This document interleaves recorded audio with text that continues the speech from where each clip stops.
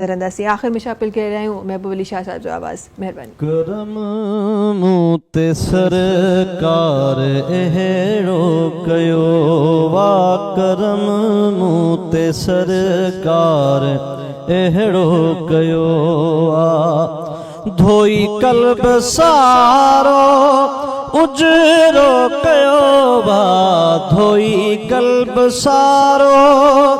उजरो कयो वा करम मूते सरकार एहड़ो कयो वा करम मूते सरकार एहड़ो कयो वा डिठो जह आका खे सुतो सोन सुख सां डिठो जह आका खे सुतो सोन सुख सां मोहब्बत में मुरसल लगिरियो कयो वा मोहब्बत में मुरसल लगिरियो कयो वा करम मूते सरकार एहड़ो कयो वा करम मूते सरकार एहड़ो कयो वा धोई कल्ब सारो उजरो कयो वा धोई कल्ब सारो उजरो कयो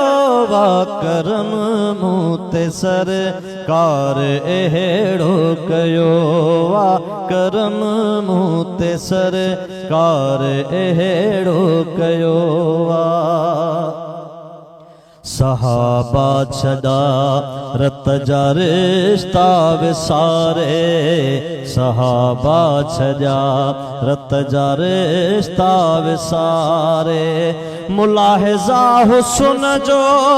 जिन ज़रेड़ो कयो वा मुलाहिजा हुस्न जो जिन ज़रेड़ो कयो वा करम मूते सरकार एहड़ो कयो वा करम मूते सरकार एहड़ो कयो वा धोई कल्ब सारो उजरो कयो वा धोई कल्ब कारो उजरो कयो वा करम मूते सरकार एहड़ो कयो आ करम मूते सरकार एहड़ो कयो वा अबू बकर सिद्दीक डिठो जह नज़र सां अबू बकर सिद्दीक डिठो जह नज़र सां कदमन में सुई साम सगेड़ो कयो वा कदमन में सुई साम सगेड़ो कयो वा करम मूते सरकार एहड़ो कयो वा करम मूते सरकार एहड़ो कयो वा सना मुस्तफ़ा जी लिखे सैफी अयाज सना मुस्तफ़ा जी लिखे सैफी अयाज मोहब्बत नबी दिल में घरेड़ो कयो वा मोहब्बत नबी दिल में घरेड़ो कयो वा करम मूते सरकार एहड़ो कयो वा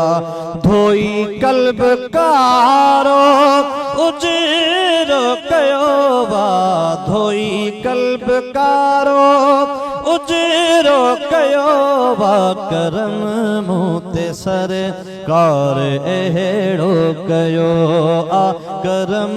मूते सरकार एहड़ो कयो वा।